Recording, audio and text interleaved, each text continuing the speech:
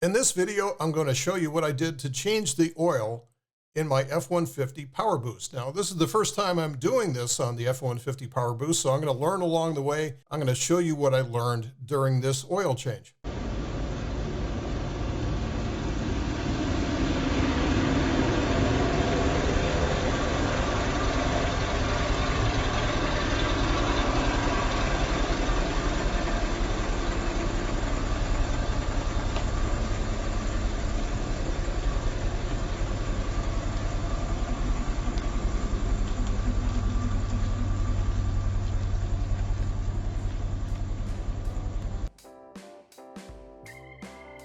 The first thing you want to do with any oil change is to open up the filler cap to allow the drain to work better.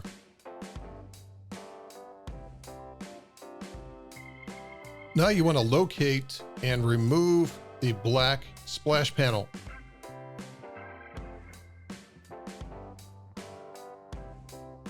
It's a big fiber panel. It's attached by 4 8mm bolts. You do not want to remove the fiber panel, which is forward in the engine. That is not necessary to get to the drain bolt. Now you want to remove the oil pan drain bolt. This is done through a 15mm 6-point socket and a ratchet wrench. And usually what I do is I snug up the socket against the bolt, give it some tension, and then just give it a little pop with my fist, and that is usually enough to break it free. You want to be able to then use your fingers to hold some tension against the bolt, so when it does get loose from the hole, it doesn't fly into the pan and get oil everywhere. You want to put some tension against it until you can control the flow of oil into the pan. The only downside to having the truck up on ramps is that's a long way for the oil to drop into the pan, and it will splash all over the place. So as you can see, what I'm trying to do is to regulate the flow of oil into the pan by controlling the distance from the pan to the oil. Clean off the drain bolt and torque it down to spec. After doing oil changes for 40 years, I have a torque wrench built into my elbow. Possibly the toughest part of the job, getting out the old oil filter and replacing that.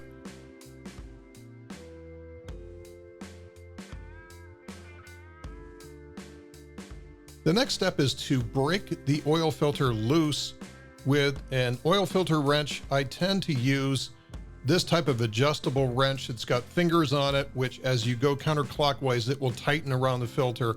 And all you need to do is just to break it loose so that you can then spin it off with your fingers the rest of the way.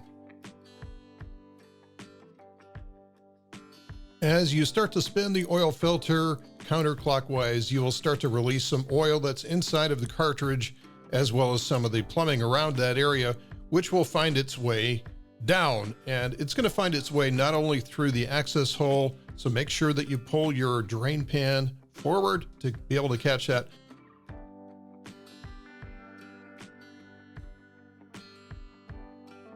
But it's also going to come out of a little trough that's at the very, very front of the engine frame.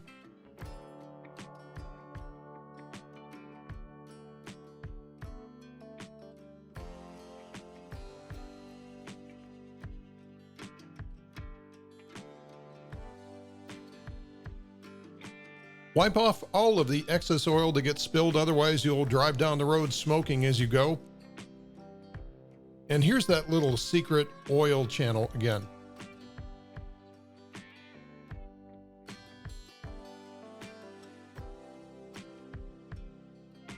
Put a small film of the old oil on the new gasket, the new rubber gasket on the new filter, as well as the threads that go on the nipple.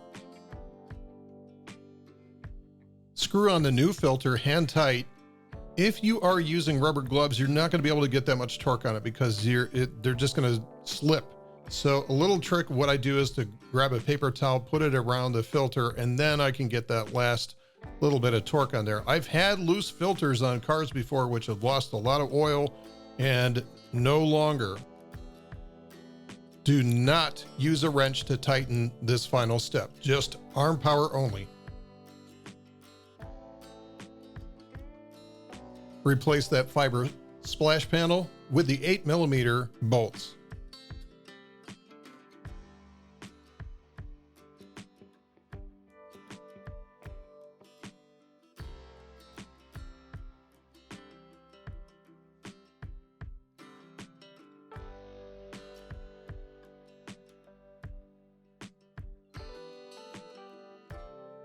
While the truck is still up on the ramps, I'm going to put the first 5 quarts in, and then I'm going to back it down off the ramps and then put the final quart in where the truck is level and I can get an accurate reading on the dipstick.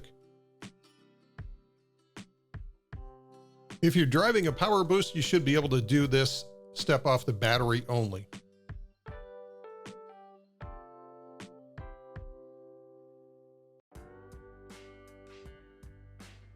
Now to add quart number 6.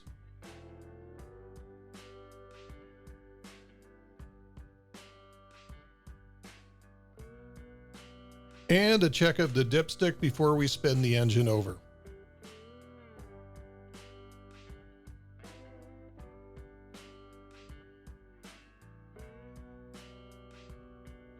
This may not be a very accurate reading until I get the engine running, but I'm just looking for evidence that there is a lot of oil inside the oil pan.